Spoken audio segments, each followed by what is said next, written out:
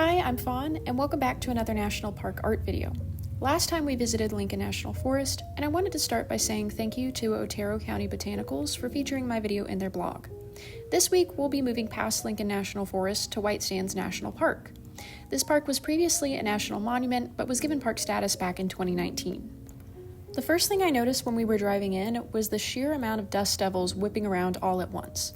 I think I counted 7 at one point. Coming from Texas, I've seen a lot of dust devils, but these were massive. Living in Tornado Alley, these also made me really nervous because they look so much like the start of a tornado. White Sands National Park is located in the Tularosa Basin, about 20 minutes southwest of Alamogordo, New Mexico. It's the world's largest gypsum dune field and is also home to the White Sands Missile Range, where the military conducts some of their tests.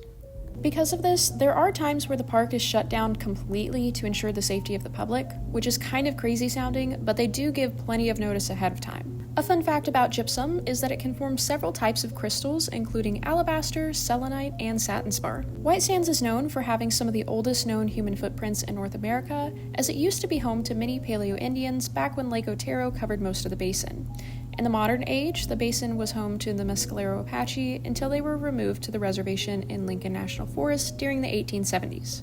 While we were there, we didn't see any animals, but there are several that call White Sands their home, including the Apache pocket mouse, black-tailed jackrabbit, coyotes, several types of toads, the prairie rattlesnake, the little white whiptail lizard, and even white-tailed pupfish. Many of the animals here are white or light in color, as they've adapted to fit their habitat over time. When we were visiting, it was super windy to the point we couldn't even sit down without getting sandblasted in the face. However, once we got behind a few of the larger dunes, we were able to sit down and walk our dog, as the park is pet friendly so long as they are on a leash. I took a lot of reference photos while I was here, and I did play in the sand just a little bit because it's like being in a giant sandbox. When the wind was blowing, it made the tops of the dunes look fuzzy, and at certain angles, the sand seemed to sparkle with the wind and in the sunlight. When people say the sands are bright white, they are not kidding.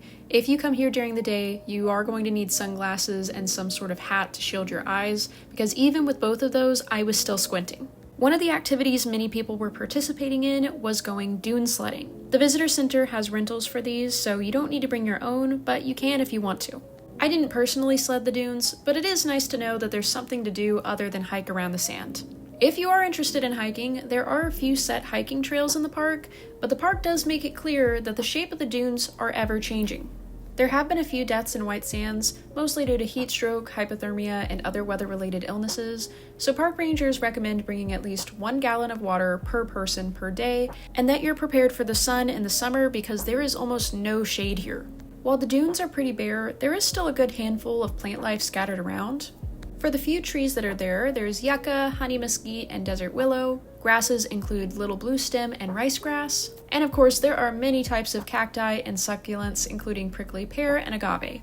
On the way out, I did have to uncuff the bottom of my pants because there was so much sand that had gotten blown in there, it was physically weighing down my pants legs. And as a general reminder, you're not supposed to take sand, rock, dirt, and other things from parks. You are supposed to leave no trace. Alright, now let's get to the art. It is 11 p.m. I just got my new acrylic gouache. I've never tried acrylic gouache before, but I want to start making some larger pieces. What I plan on doing is an underpainting in the acrylic gouache, and then taking my regular gouache and doing the details, some more blending type things with it. Currently, my setup, I have my old portable metal easel, plastic easel. There's nothing really supporting this back there other than this long pole, and this is watercolor paper, but I have a sheet of cardboard behind it, so that's helping hold this up. I got new brushes. They're a little bit bigger. This is the smallest of the three because I was told that one of my problems with why I wasn't getting the results that I wanted when I was making larger art was because I was still using teeny tiny brushes. So I got these. I don't know how I'm gonna grip this. That seems ridiculous, but they were cheap and, you know, I'll make it work. And this is where it all started to go wrong.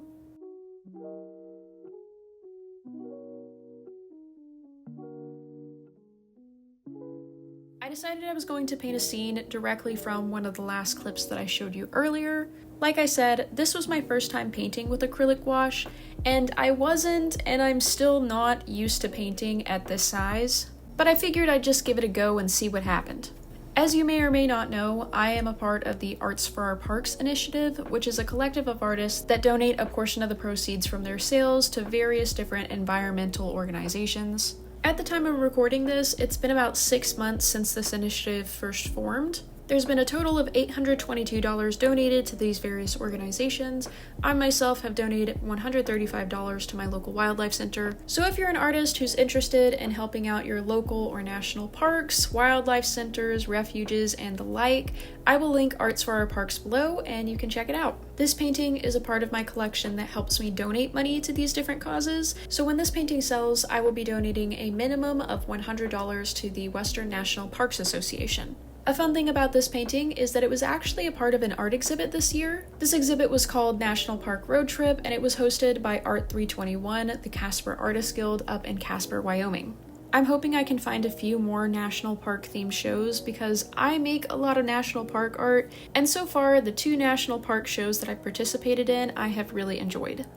If you missed my previous video, which was when we went to Lincoln National Forest, I would highly recommend that you go and watch that one after this. I have planned out several more videos for the series, including exploring Grand Teton, Yellowstone, Carlsbad Cavern, and I am including both National Forest and National Wildlife Refuges in this series too.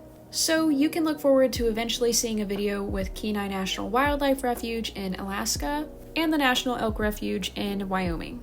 I do base these videos on places that I've already visited, but if you have a national park or a national forest or refuge that you're interested in seeing, let me know and I'll see if I can check it out. Thank you so much for watching my video, and I will see you next time.